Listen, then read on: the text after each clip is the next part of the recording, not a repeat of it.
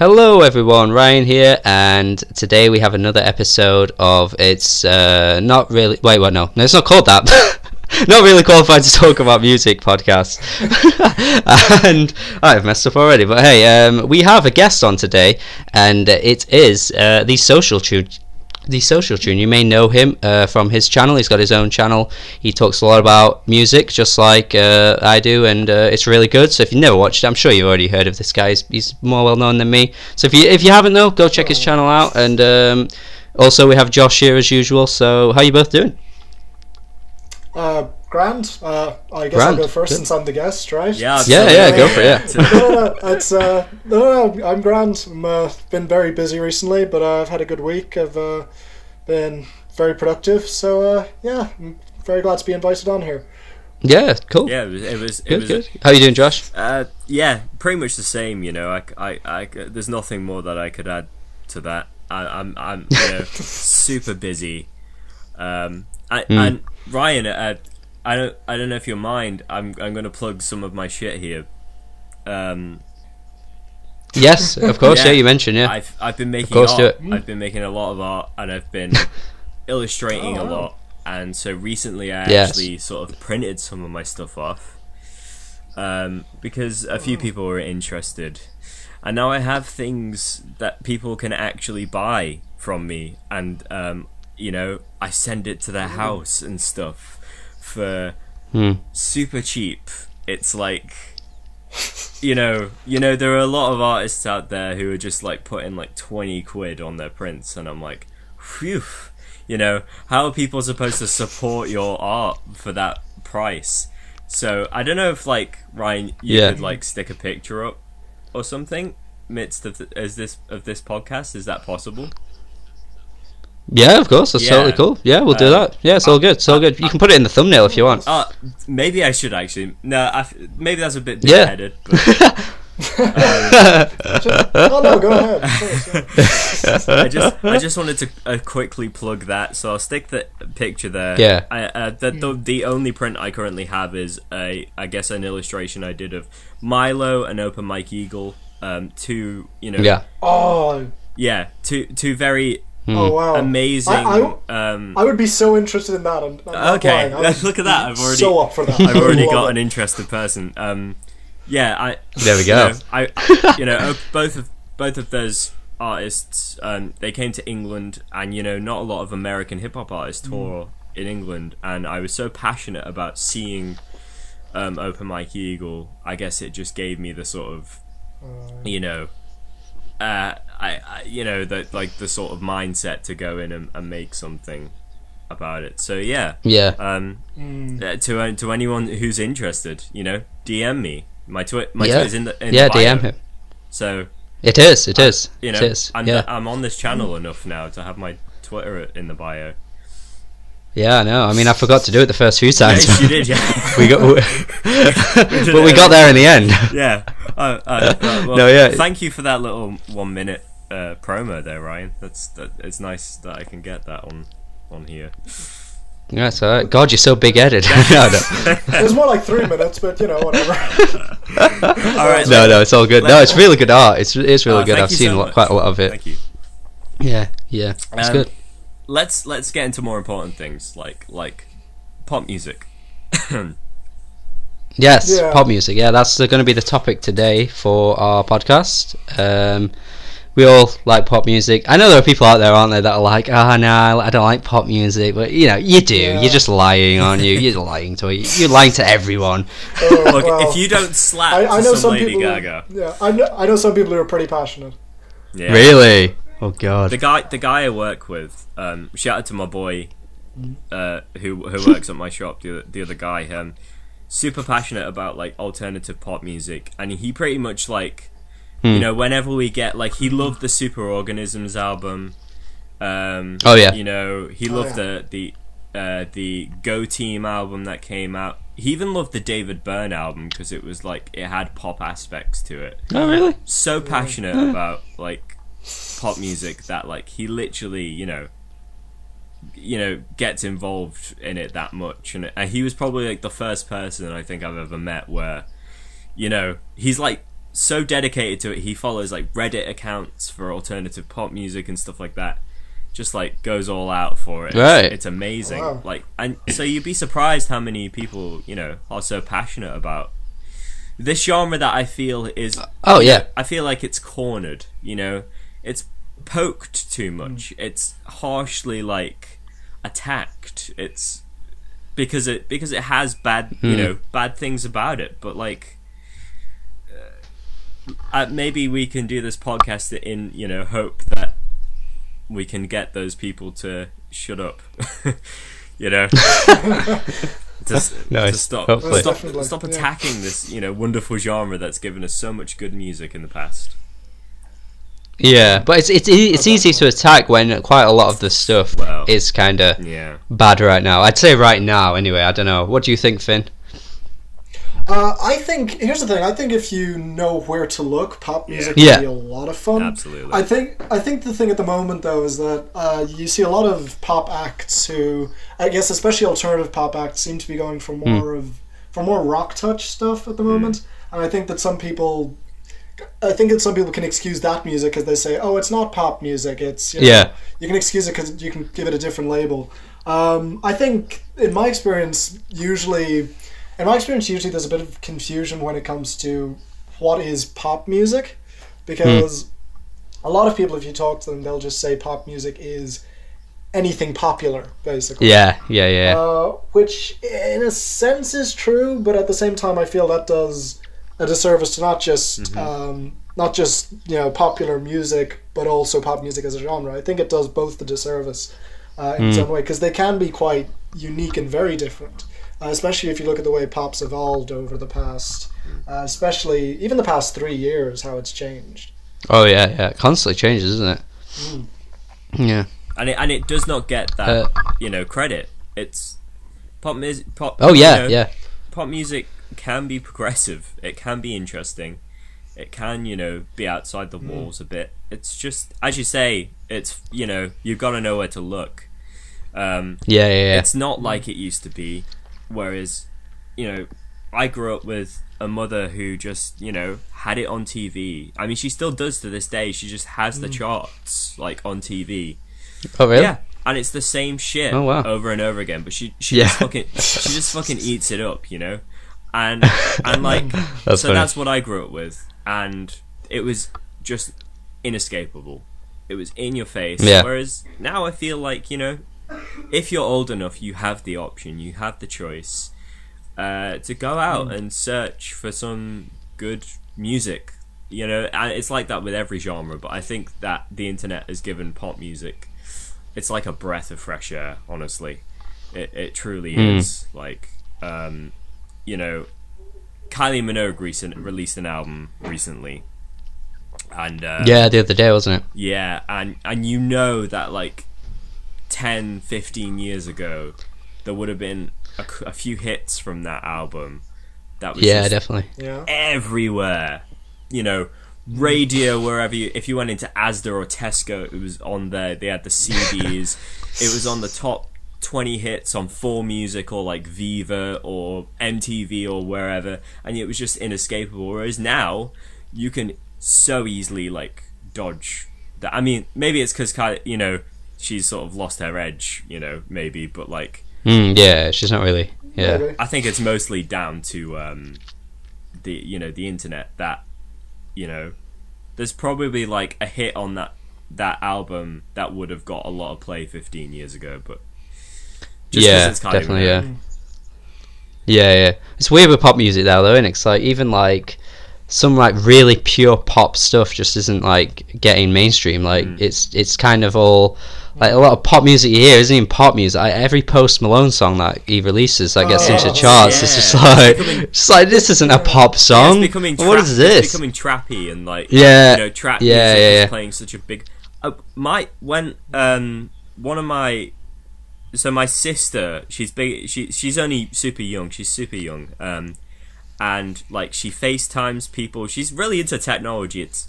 I don't agree with it. Honestly, I think it's too much for a child to be like FaceTiming someone. The children aren't safe. No, they're not. It's all this radiation.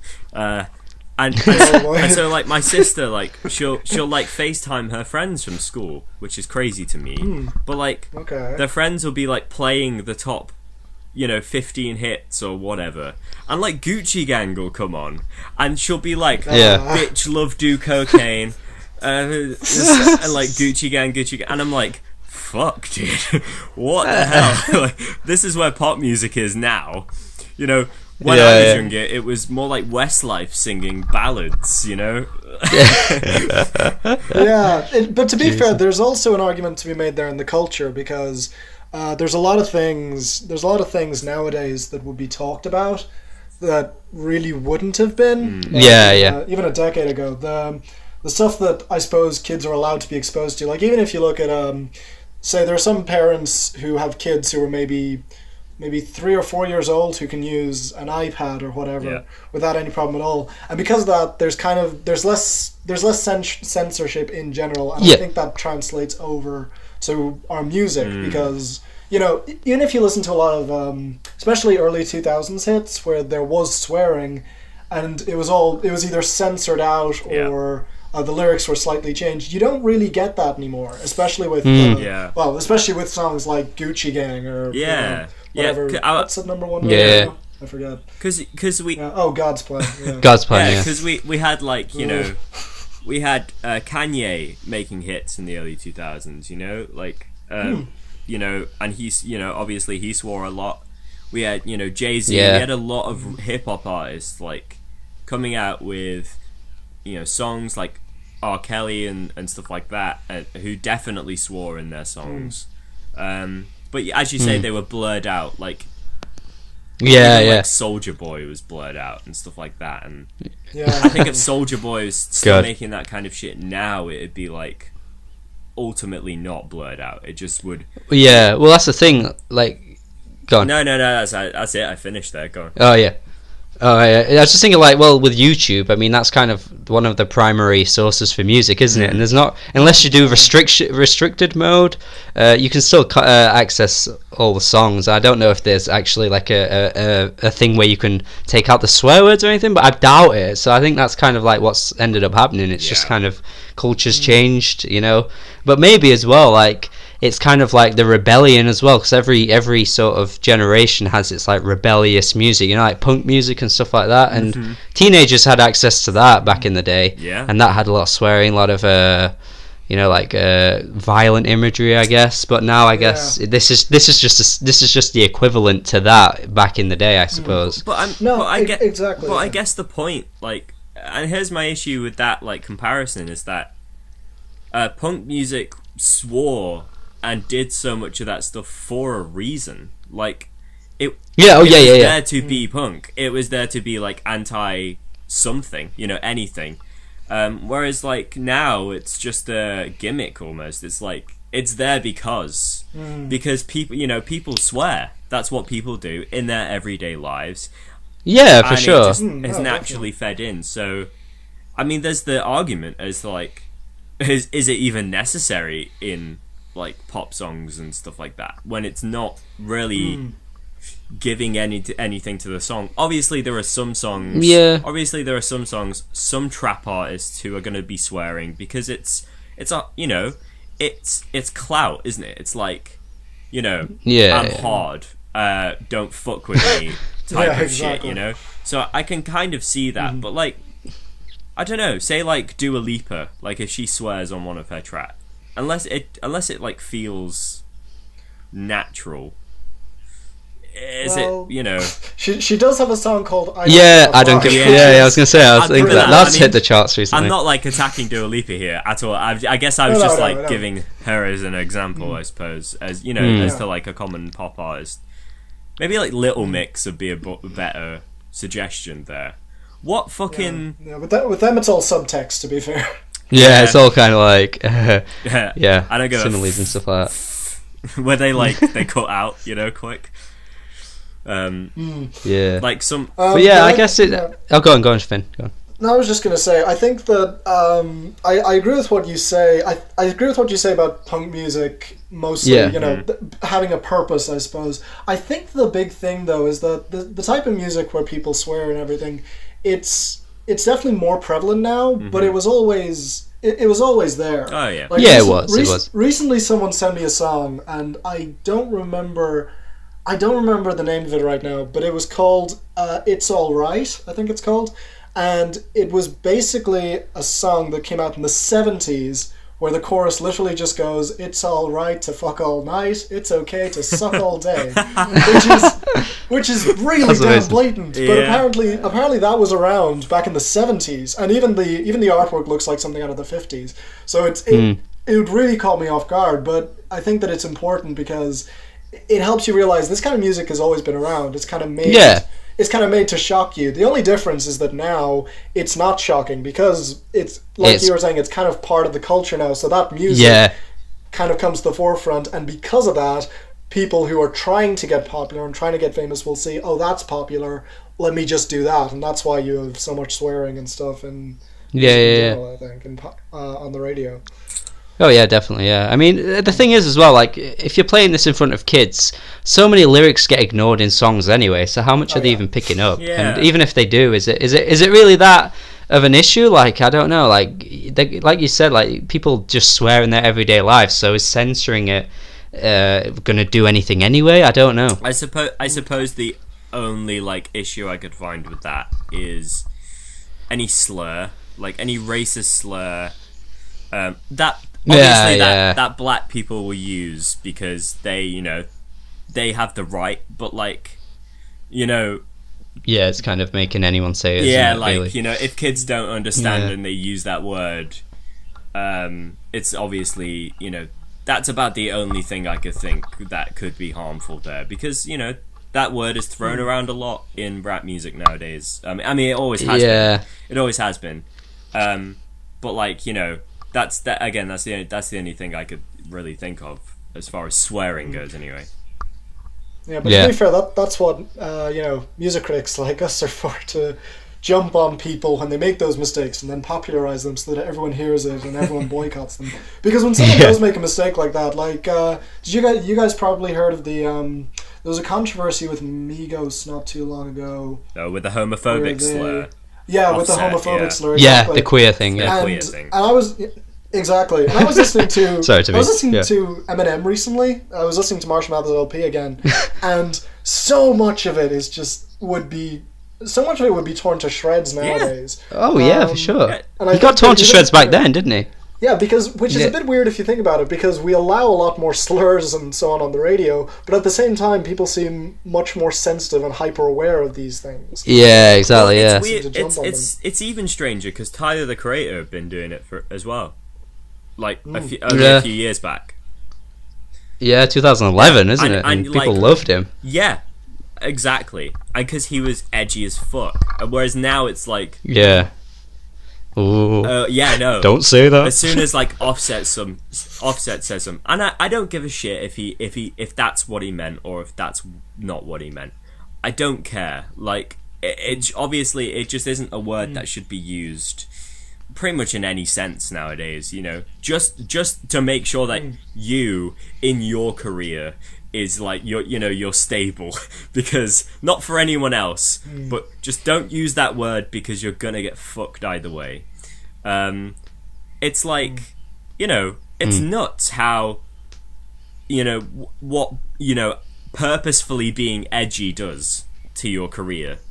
It's true. Yeah. I don't know if you can do that now. I guess like one guy, I mean, this is drifting away from music here, but like iDubbbz, like iDubbbz content on YouTube, where he literally says everything under the sun, but he makes the point that like it's either all okay or none of it's okay, and none of it gets away with it because it's edgy. Like he's doing it on purpose. He knows that people will be pissed, but he knows that also he doesn't give a fuck enough to be bothered by it all, or his career to be bothered. So like it's so that I think that's possibly why Offset doesn't get the pass because he's not like, I think he's just like stupid enough, or like they've had a lot of homophobic issues in the past, haven't they? Migos. Yeah, but their careers are still going, so well, maybe obviously. maybe people don't care that much, you know. No, maybe no. people care for the day. Exactly. It gets into the news, and then everyone's like, "Oh well, I don't care now. The songs are good." Well, So it's basically to show. I think people react in such an extreme way whenever something like that happens. To basically say, "This is my stance on this." Okay, is everyone clear? Yeah. Everyone looking at me. Okay, Yeah. now you know what I think of this. I'm just going to leave it now. Yeah, Exactly. exactly. There's a huge culture of that. Exactly. yeah.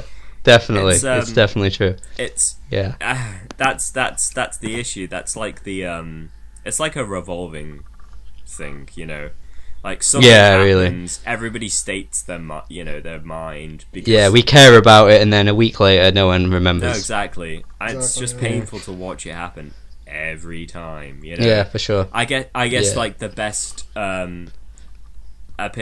best situation was the Harvey Weinstein, where the Me Too thing happened, and that actually continued, and it still continues because people are still getting outed. It's a really good thing, but music, it's not the same with music for some reason.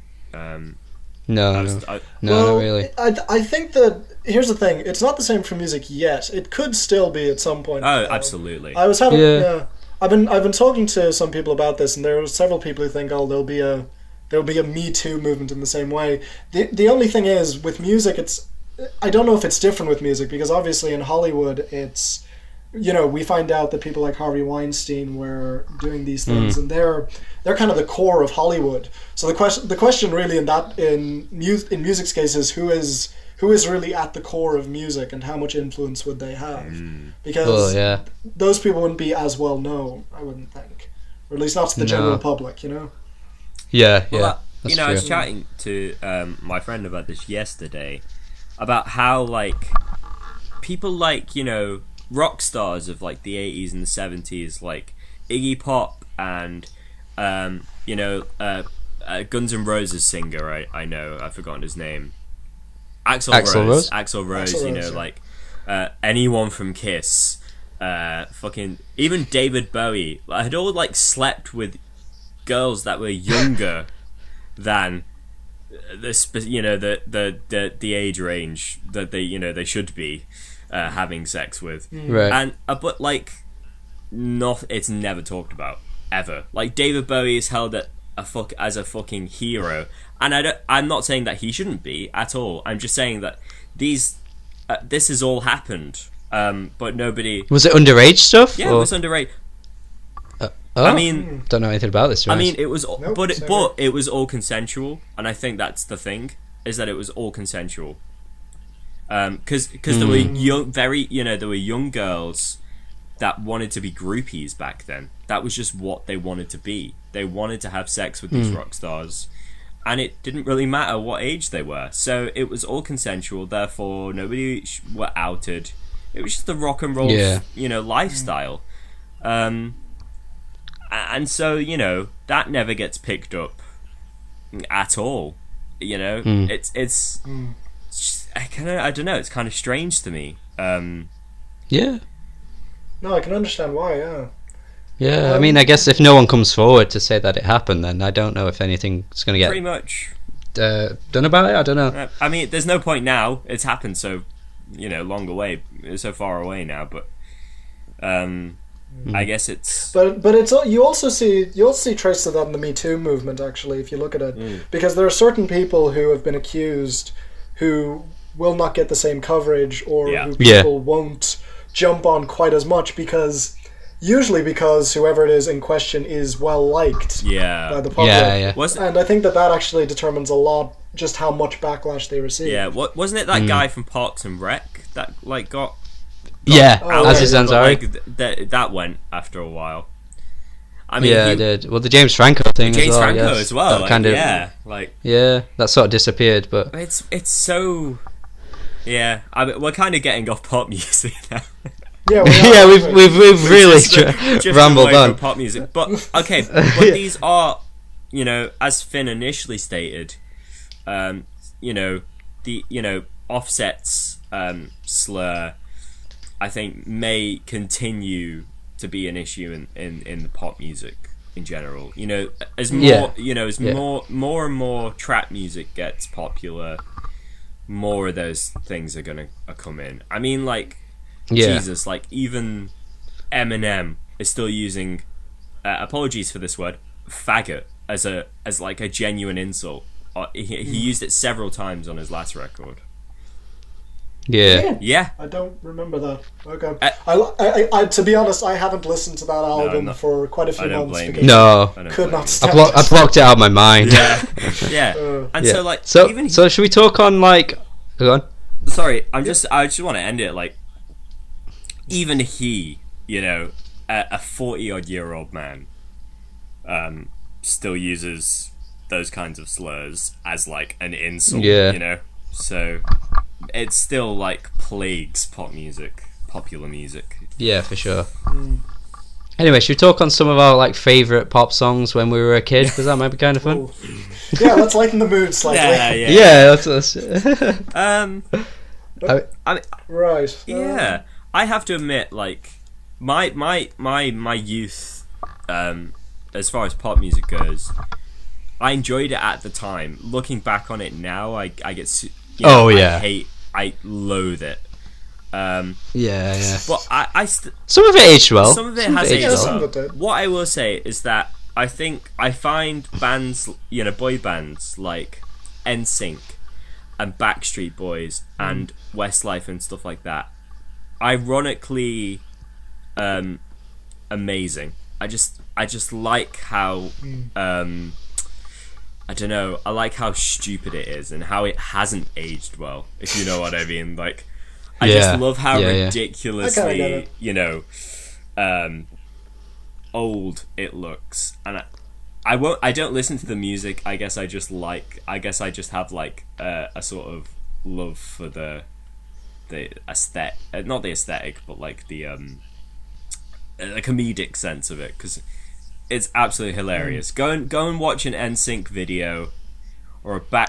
Oh yeah. Listen to their songs. The videos are amazing. Yeah, they're like in sync dancing is fucking phenomenal. It's so funny.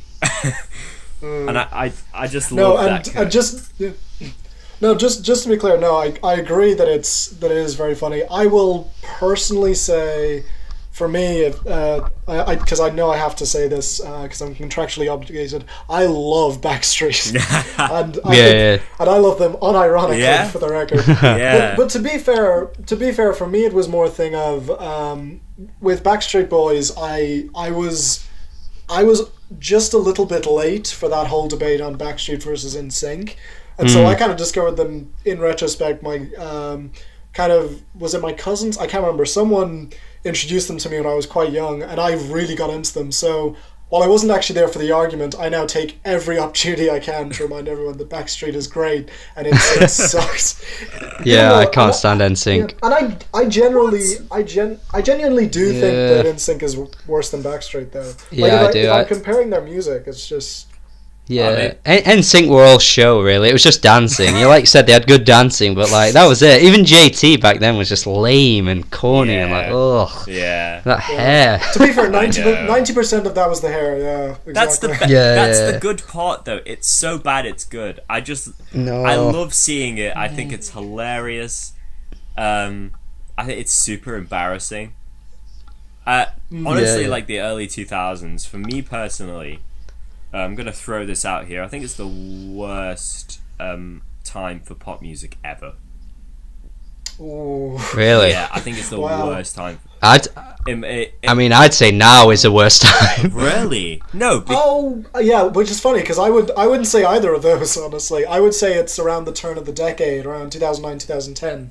That's when things really started just going downhill. I kind of agree. Yeah. Particularly 2009, to be fair. Yeah. You know, like when... Yeah, 2010 was bad. Like when, fuck, I've forgotten his name. I've completely... He's that bad, is he? He's completely... Lil Wayne, sorry.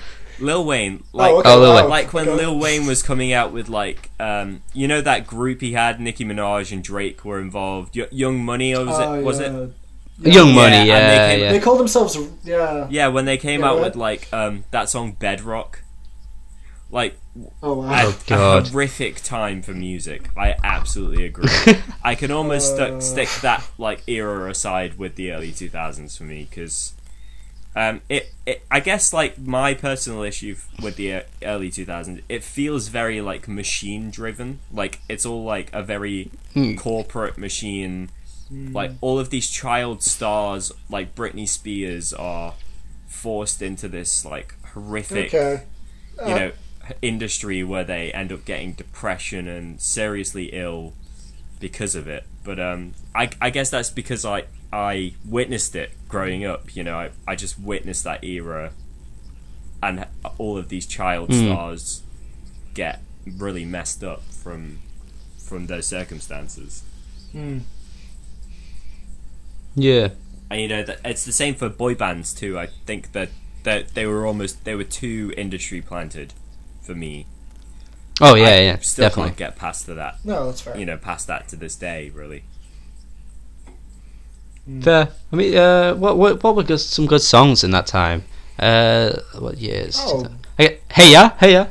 We can all agree on Hey Ya. Outcast. Yeah, 2004 is, I think, a little after the time of the boy bands, to be fair, because Oh, yeah. JT went solo in what, 2002 was it? Yeah. 2002. Yes. I think. Yeah, so it's a 2002, bit after, I guess. That officially But, says post boy band. JT splits. Yeah. Post boy But if you band. look at if you're looking at the no, exactly. But if you're looking at the turn of the century around 1999 and 2000, there were some good songs, but everything felt very. Something about it felt very lightweight, considering it was the turn of the century. It was such a huge event. But if you actually look at the music from that time, most of it isn't that huge or grand. It's just. It's kind of them trying.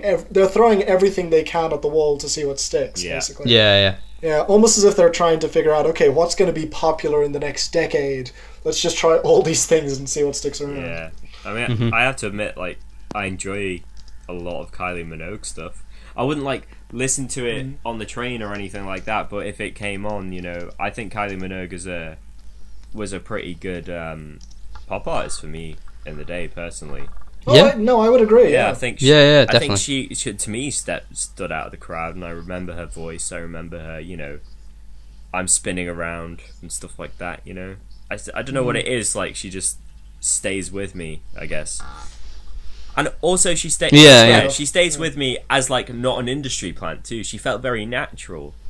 She felt like an artist. In a sense. Definitely, yeah, I agree. I guess like Carly Rae Jepsen's a bit like that now, I suppose. Or like was really big and but actually like stuck to good pop songs. And that was what she was. That was what she did, and that was it. That was good. Apart from like a couple of, like the one with Owl City. Oh yeah, I don't mind that song actually. I think it's Really, alright. I think it's horrific. Oh yeah, I think Good Time. Wasn't it? Yeah, I thought that was like horrifically chart baity. I don't mind it. I think it's okay. Yeah. See, I'm fine with it. To be fair, it also depends on what you think of Owl City. I was gonna say, because this is exactly what I want. Because I think Owl City is a bit of an outlier as well. I think his track Fireflies changed. Well, I guess it was just super different as to what was coming out at the time. I think that's why it was so big. And it was funny, it was unique, and it is a good song, but like the rest of Owl City stuff falls for me a bit, in a sense that where it's every song feels like he's just trying to be that kid in the bedroom, in his parents' basement playing keyboard, so even though he was unique for that time, I think looking back now, it's still it's fallen off for me. It doesn't it doesn't speak to me as a big moment for pop music. No, I get what you mean. To be fair, Fireflies was huge, but if you look at what came after, like in 2010, 2011, it didn't have a huge influence in any way. No, not at all. Everyone was like, oh, just this kid with a keyboard. All right, let's get that 808 booming again. Yeah. Maybe. That's pretty much it, yeah. You know? Trying to think, but 2009, I'm trying to think what was actually influential around then, because that's when I really started listening to music myself. Because I listened to music a little growing up, but it was more just a thing that I heard in the background. Like obviously there were massive hits like Hey Ya and Yeah and you know all those huge ones. But honestly, a lot of my knowledge of pop music comes from what I've learned looking back through it. Myself. But except for like 2009, 2010, like I said, because that was when I started listening to pop music, and going back to those years, you would think that I would have nostalgic attachment to them, but there's so much music I hate from those years. Definitely. Some of it is just so bad. I mean, I've just googled now. I mean, we've got from that year, I Got a Feeling by Black Eyed Peas. That's a good one. What? Oh god, we're gonna argue now. To be fair, I do agree that it's not exactly substantial in any way. It's a fun song, but I wouldn't say it's amazing. I find Black Eyed Peas, pretty much anything after Fergie, sort of, well, apart from maybe the first like album or so, where they had like interesting hip hop mixed beats still, it's still there.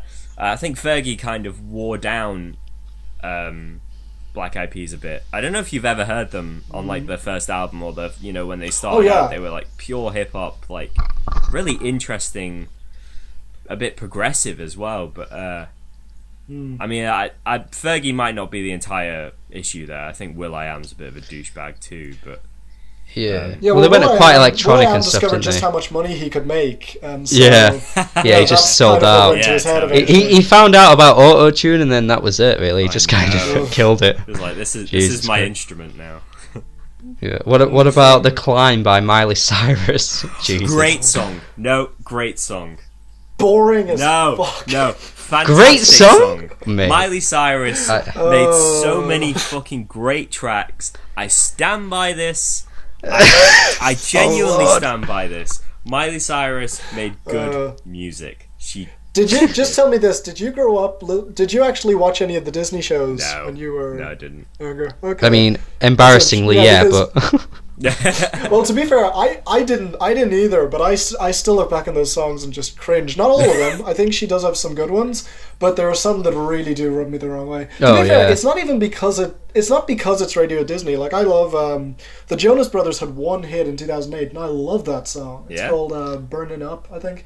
And I don't remember a single song by them. No, me neither. To be fair, I think that was their only hit song. Yeah. Oh, really? Had another one. No, it's all about Big Time Rush. Yeah, exactly. Oh Jesus! Oh boy. But to be fair, like if we're comparing a lot of 2000s, if you're comparing a lot of 2000s music and 2010s to nowadays, how would you guys say that compares?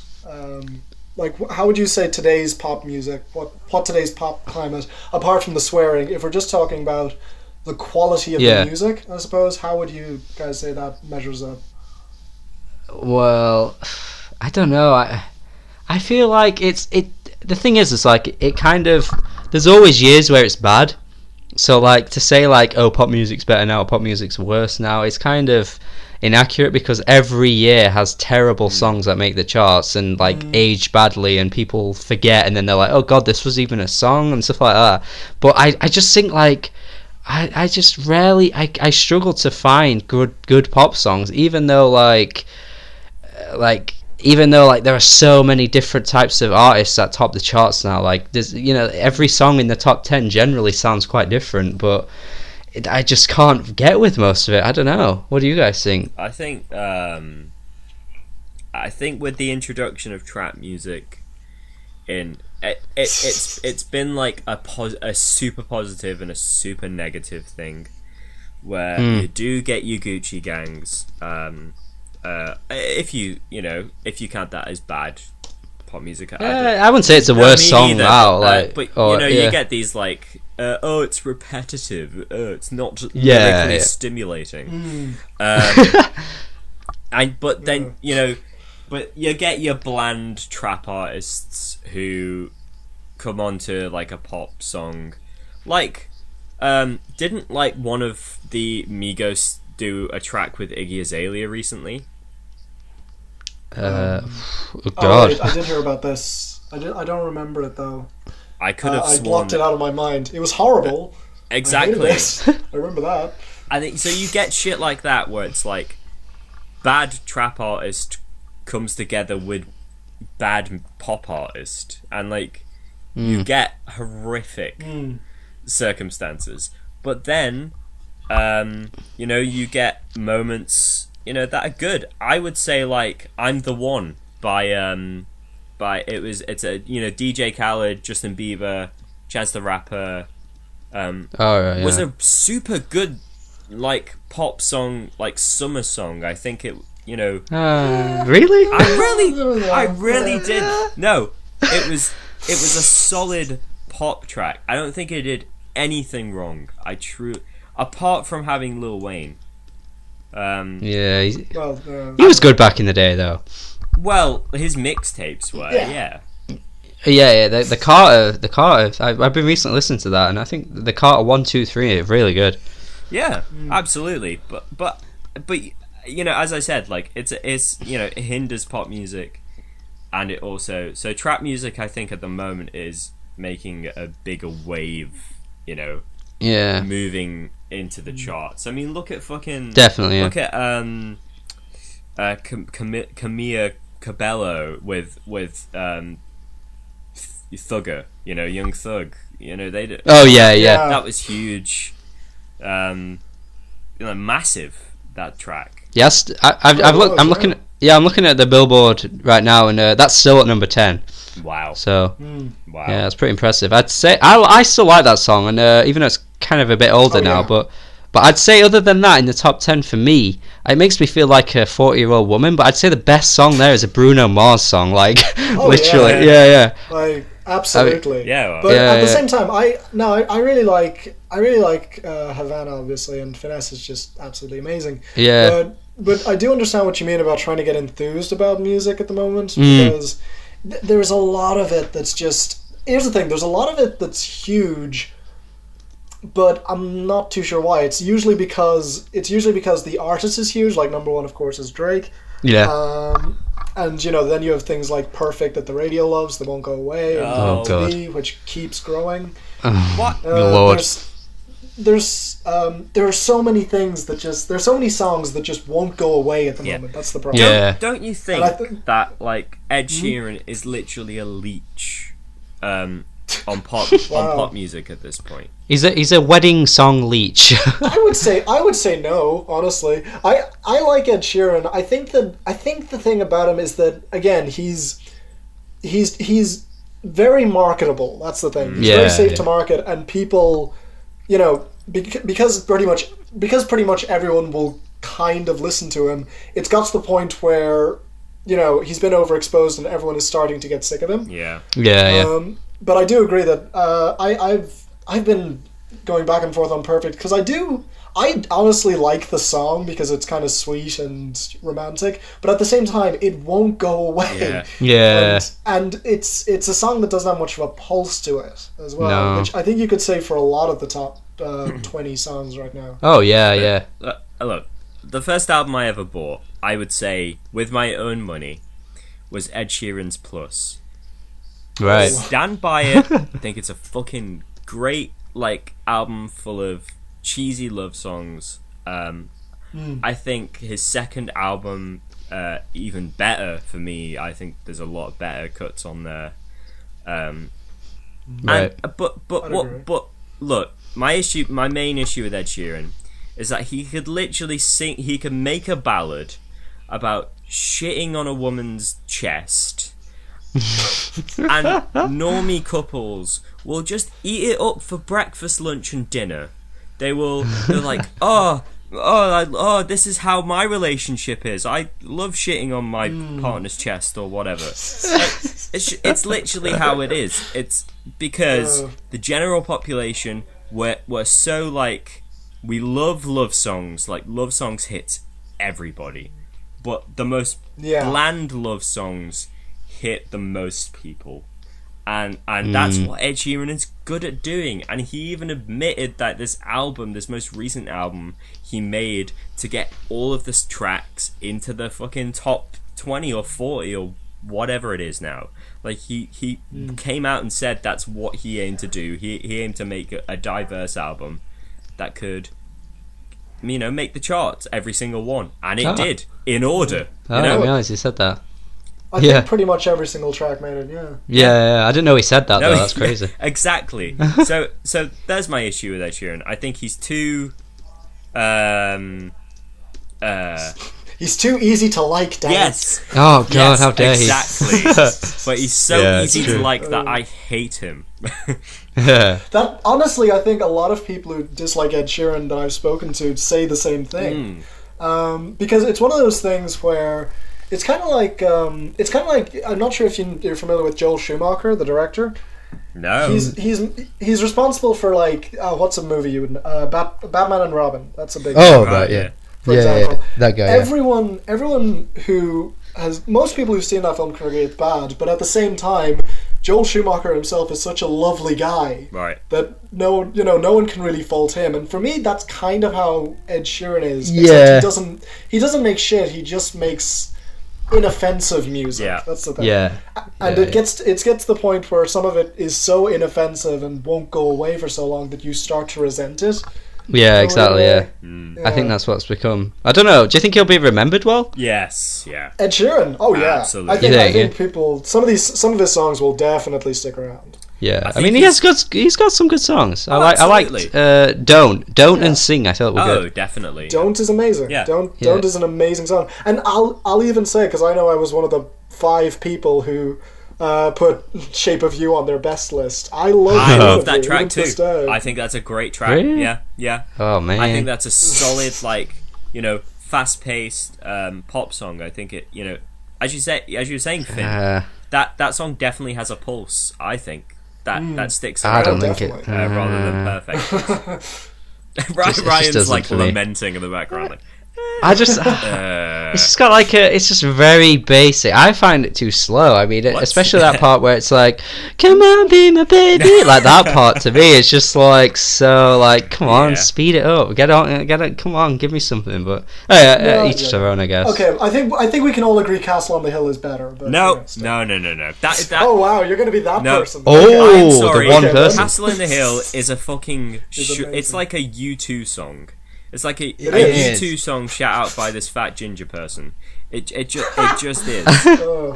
I'm not going against fat ginger people, by the way. I love everybody. I see what you mean. To me, it reminds me too much of early 2000s post-punk revival. It just sounds like that to me. He sounds like it's too late to the game. And I think a lot of people who are a bit younger won't remember that sound that hit the UK. It was a really big sound in the UK, and then it was. I agree. Yeah. I think that might be part of it for me. That makes me very nostalgic in a way. Yeah. But I also love the way it's written. Honestly, I'm the big one for songwriting and lyrics. And I've even said in the past, I love songs about returning to your roots. And that's a big one on returning to your roots. It's it's kind of like, when Lucas Graham did 7 Things a few years ago. Yes. 7 years, not 7 Things. Yeah. That's why they 7 years. Yeah. But 7 years. That song went away. Yeah, that song. Oh god, that song. So many people disliked it. I didn't mind it purely because it's kind of nostalgic and reflective. But if you look at Lucas Graham's other hits, they're way worse if you actually look into it. Oh god, yes. Was it Strip for Me or something or something like that? Yeah, Strip for Me. That was it. Oh lord. That 7 Years song. I'm sorry, Finn. It's possibly one of the worst things I've heard. I'm not going to defend it. I will not fall on my sword for that song. Yeah. I just don't care about it, honestly. That's totally fine. I think, but I just guess my issue with Castle on the Hill and 7 Years, they sound too pandering to me. It sounds like he wants you to feel nostalgic. He's purposefully doing it so you feel nostalgic, so you like the song. I mean, that's just me. I end up breaking the fourth wall and seeing the song from a distance, you know what I mean?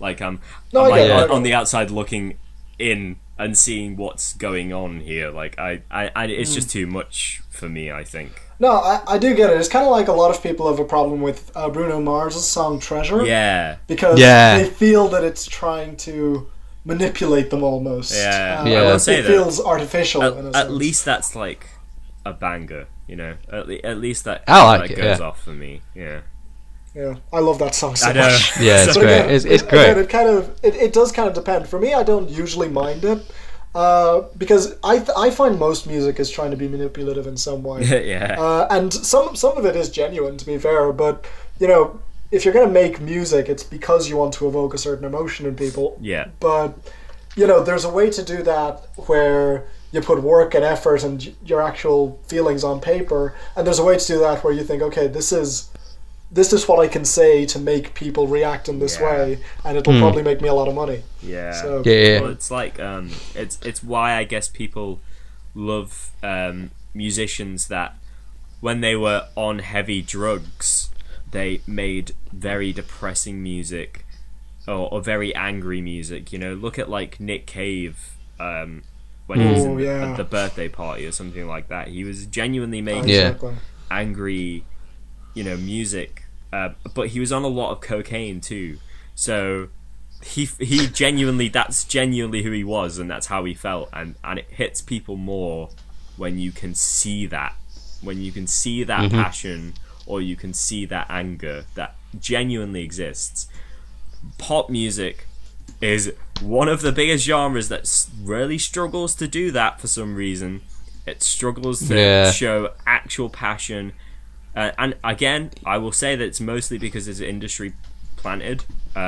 People going through like X Factor or something stupid like that, where look, if all you want to do is sing and play guitar, that's fine.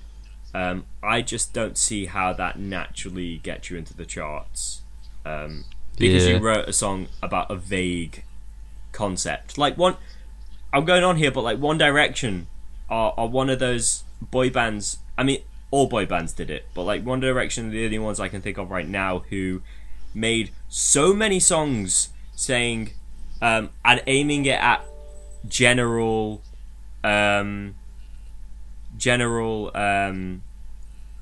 like women, like teens. Yeah, teens. Like they'll say they'll use vague words like you and them, or you know, like her.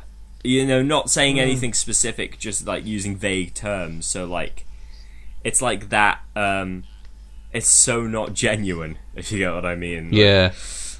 It's. I think some of their songs haven't aged terribly though. You know, One Direction, but honestly, yeah, I agree. Yeah. Some there's songs, a lot of songs catchy, that I think I can return to. Yeah. No, exactly. A lot of it's catchy. And I don't know. I think at the time, for me, a lot of the time, especially nowadays, whenever a song is big, I feel I resent it more in a sense, because even a song I like, I feel I always enjoy more with a bit of distance in mind. Like one song actually in particular that I've recently found out I don't hate anywhere near as much as I used to is the admittedly very basic and kind of plain One Dance by Drake from a couple of years ago. Oh right, yeah. It's definitely kind of a simple song in many ways, but when it comes on, I don't get anywhere near as angry as I used to whenever I used to hear it.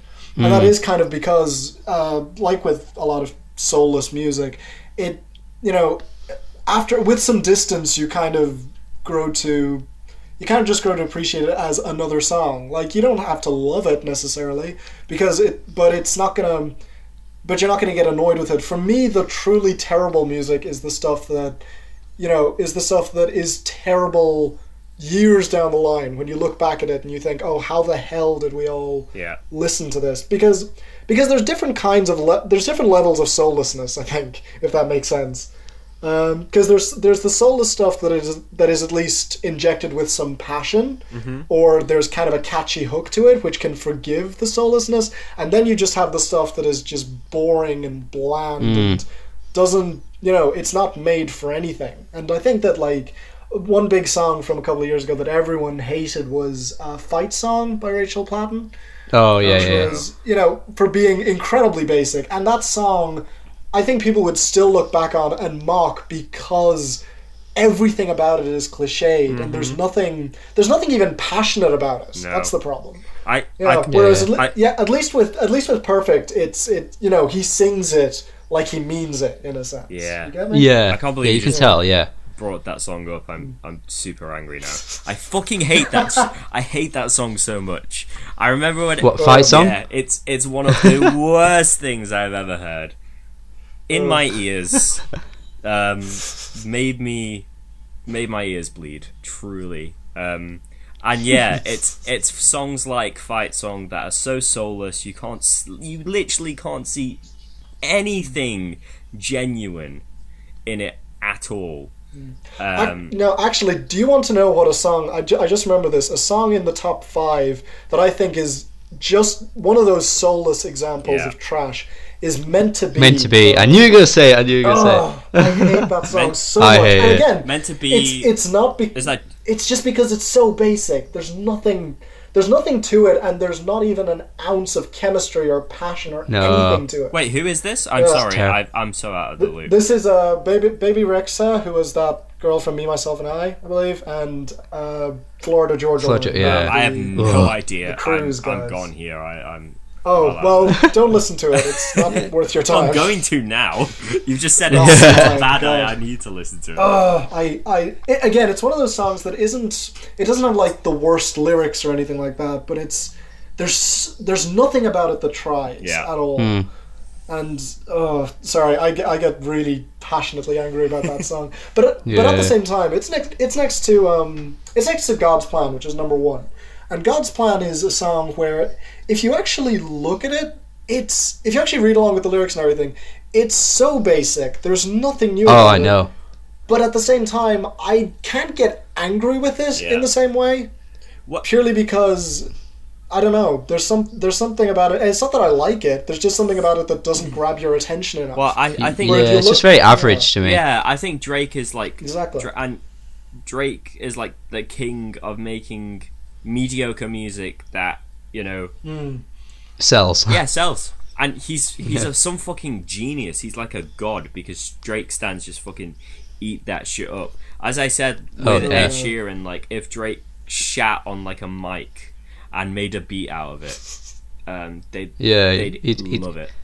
I made a mediocre beat. I'm not saying like a really interesting like MF Doom Madlib beat. I'm saying like a really basic beat. Make the shit sound like the 808 in the background. You know what I mean? Like, Drake's the king at fucking making mediocre shit, and he almost like encapsulates pop music, in that way, where it's like it's a lot of it's mediocre, but like somehow, some way, like, he's held at such a high point. He could keep coasting. He could keep coasting for years, just making random one-off songs, and they'll become hits. Yeah, I mean, he could do that. He doesn't need an album anymore. No, exactly. The thing about Drake is that I wasn't exactly hoping, but I thought at least after his last album, his last mixtape, playlist. It wasn't. It was a playlist, not even a mixtape. God. But anyway, putting my problems with that aside, I thought that after that there'd be... people were finally getting sick of him. And if you look at the success of his follow-up singles, they were. But then he actually went away for about a year or something. And he waited long enough. And it wasn't... I don't think it was even a year.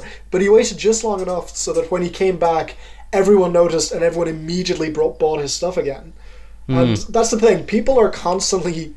Even though I don't have a huge problem with Drake as an artist, I think that so many people get sick of his music really quickly, but forget every single time. Yeah. So that, they'll buy his music, then they'll start to get sick of it and think, well, I'm not falling for this again. And then when it comes around, they're like, oh, it's Drake, I'll just buy this new song. I'll only listen to it once, it's fine.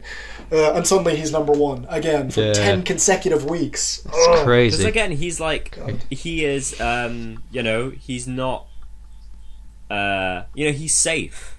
He's a safe artist, and he sticks to the same formula he's been fucking putting out for years now, and he is inoffensive.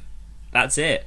That's all it is. But the weird thing, No, I agree, but the weird thing is that if you look at Finesse by Bruno Mars, it's really inoffensive, and Bruno Mars definitely has a formula, but it's a formula that's actually fun. Yeah, it's Which good. is the difference. Like, even if you have problems with Bruno Mars, like, you can't deny that a lot of his songs are just fun, upbeat songs, whereas Drake doesn't even have that excuse. Not really, no. No, it's a phenomenon, and you know, we've mentioned it in a previous podcast where we just got really sick of talking about. I mean, I get angry every time I think about all of these Drake stans who act as if any Drake album that is about 20 songs long is anywhere near better than mediocre. Uninteresting. They're way too long, every single one. It's crazy. Yeah. But he does have some decent songs on some of them, but overall, he's pretty. So, as a last topic, what do we think about like pop music in the future? Where's it going? Where do you guys think it's going? Josh, do you want to start? I think that where there are musicians. I mean, I'm putting in my bias here. I think obviously I'm going to pick out Charlie XCX as the future of pop music. For me personally, I think she's making very weird, very electronic, beautiful production. Obviously, shout out to Sophie for that. Extremely talented, and I think the more Sophie gets in, her fingernails under the the grit of music, pop music, the more it will become weird, interesting, actually structurally, progressive. So I think like producers, almost weird producers like Sophie, are the future. I think for progressing this sound, and I think that I hope so. That can genuinely happen. Yeah. Yeah. Okay. What about you, Finn? What do you think? Oh, I don't know. It's a tricky one for me because I've made predictions in the past, and so far I'm not batting too well. But I think that here's the thing. Even though we've talked about trap rappers a lot, and there is a lot of it, I think if we're focusing like specifically on rap that becomes popular, you remember last year Kendrick had an absolutely huge year. Mm-hmm. Oh yeah. Which was, I mean, I thought it was brilliant. Right. And yeah, obviously they weren't. Obviously, for me personally, most of what charted from him was nowhere near on the same level as his absolute best work. Yeah. Just right. For me personally. But at the same time, I think that it was definitely a step in the right direction. I think that in general, rap music has, even the stuff that's even the stuff by, say, the likes of oh god, I don't want to talk about him, but I'll mention him anyway. This XXXTentacion. Yeah. Oh god, yeah. His music, even though it has so many problems with it, is at least trying to be deeper. In a sense, it's not that deep, but it's at least got a sheen to it, where people listen to it because it makes them feel something other than just turned up, if you like. Yeah, that's a fair point. And I think that a lot of music, a lot of the music at the moment that's getting quietly more popular, I suppose, seems to reflect that. I think that we've had kind of a phase the past, especially in 2016, 2017, where music was just kind of dumb and you just listen to it because you need to listen to something. Whereas I think that music is slowly starting to, well, again, for the most part, have more substance to it. Not so much in the top 10, but if you look at lower down, I'm not always saying that it's better necessarily, but even songs like even if you look down, there's a song by NF, who I'm not sure if you guys know. Yes, I know him. Yeah. And NF, say what you will about his music, I'm kind of on the fence about it still, but it's at least a little more complex and detailed than your average trap rapper. Yeah. And I think even the trap rappers that have become popular, or at least popular enough to actually notch a hit in the top 40, with the exception of I guess what's his name, Rich the Kid. Yeah. Oh right. Yeah, with the exception of Rich the Kid, I think most of them, or at least most of the ones that become popular, have a bit more to them, I suppose, and aren't just completely generic and interchangeable, which I think is a step in the right direction. I think there's been a thing these past couple of years where it seems like anyone could make the charts if they just go viral Yeah. or something like that. Mhm. And that Yeah. slowly seems to be dying out a little. And honestly, even though there's a part of me that feels bad because, we've had, say what you will about the past couple of years, they've been very diverse in many ways. Definitely. Because pretty much anyone can get a hit, so you get all sorts of people on the radio.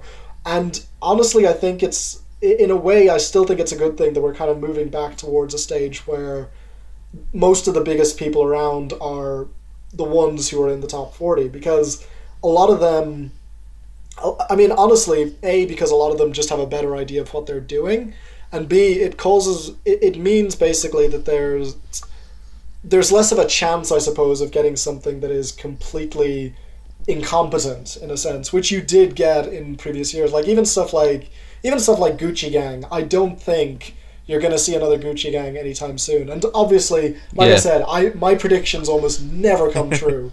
But at the same time, I can live in hope, I suppose. Yeah. I guess my overall prediction would just be music will get slightly more complex, or at least try to be. Whether that means it'll get better or not, that's beside the point, in my opinion. I think it'll at least try to have more substance to it. Right. Okay. Yeah. What about you, That's Ryan? interesting. Yeah, I mean, everything Finn said, I hope will happen. I'm just worried. I think it's just going to become more disposable. To be honest, I just kind of worried that with all these like YouTube stars rising and stuff like that, and like people caring about like Jake Paul and shit, like, and even like Lil Dicky was once just a guy on YouTube that had like random videos, like random like comedic, I guess, quotation marks, videos that weren't really anything, and now look at him, he's in the top 10. I think he's in the top 3 in the UK. It's like, I just think it's going to be more of that. I think it's just going to be more. I just don't see anywhere. I mean, I'll be honest. I think the worst part about that song is Chris Brown, but sure, whatever. Yeah. I can't believe he's back. I'm so sad. Anyway, go on. It's terrible. Sorry. But it's just like every now and then you think like, oh, it could get better. You see some good song in the charts. You see a big album that you might not love, but like like an example like SZA's album, which was actually good, and everyone raved about it. So like you do see stuff like that every now and then, and it makes the charts, and you're like, okay, this could be good. And then you're back to the usual shit of like Lil Xan like getting all the internet hype, and it's just kind of worrying. But I don't know. I think it's kind of good though that there's a huge community like on social media that absolutely adore music. Like you can go in so many places, like on even like Facebook groups as well. Like there's loads of Facebook groups on Twitter. You got a massive community of people that care about music. So hopefully that will continue to rise. But I think for now, I just don't see pop music really getting much better. But I agree with what you said about like someone like XXXTentacion, like actually tries to be deep, and at least people are interested in the sadness to the music. But it's kind of like, did it have to be him? He's so fake deep. It's like so fake deep also that it's just overshadowed like by like the things he's done. Exactly, yeah. And it's just like... but that also ties into the whole conversation again of anyone can become popular. Yeah. Which is again the reason, because honestly, a couple of years ago, I would have championed a top 40 where anyone can have a hit. That's great. But then we got Kodak Black and 6ix9ine and God. Yeah, it's just like, oh Lord. But yeah. Just people who are just not okay. But yeah, who's to say what'll happen? Hopefully it'll get better. But hey, We're hopeful. Yeah. Should we sort of wrap up here? Yeah. Does anyone else want to say anything else? I guess the last thing I want to say, hopefully someone is still listening by now. Fuck Lil Dicky and fuck Chris Brown. Fuck Lil Dicky. I think they're both fucking awful people, and I don't think you should fucking support them in any way. Stop listening to their music. And we're very authoritarian in this podcast, guys. Thank you, clearly. Thanks very much for listening. Unless you're a Lil Dicky or a Chris Brown fan, fuck you. Hilarious. Okay, that is it. So thank you, Finn, for joining on. It was great to have you on. Oh, nice! I had good fun. It was great. Yeah, it was good. Yeah, it was good. And thank you, Josh. Thank you for listening, everyone who's listening. And yeah, that is it. Thank you and goodbye. Bye.